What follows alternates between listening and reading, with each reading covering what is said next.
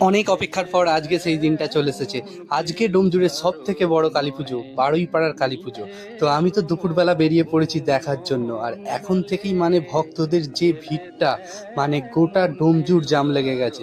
আর বলে রাখি, সন্ধ্যাবেলাতে আজকে গোটা ডোমজুড় নো এন্ট্রি থাকবে, কেউ পা গলাতে পারবে না, এতটা পরিমাণ ভিড় হবে। আর এদিকে সমস্ত কিছু রেডি হয়ে গেছে, চারিদিকে শুধু মাইকে গান চলছে, আর বিভিন্ন জায়গা থেকে ব্যান্ড পার্টির লোকেরা এসেছে।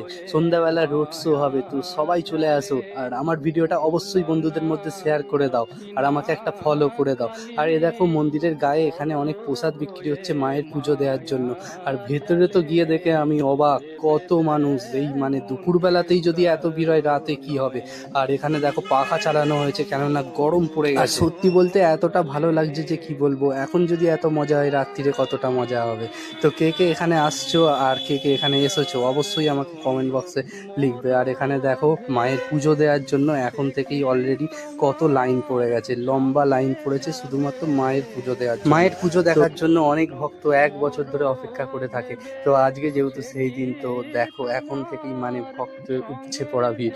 আমি তো রাত্রিরে আসছি দেখার জন্য। তাড়াতাড়ি ভিডিওটা সবাইকে শেয়ার করে সবার মধ্যে পাঠিয়ে দাও, আর জানিয়ে দাও যে আজ হতে চলেছে বারুইপাড়ার সব থেকে বড় কালী পূজা। তো সবাই চলে আসবে, একটা ফলো করে দাও।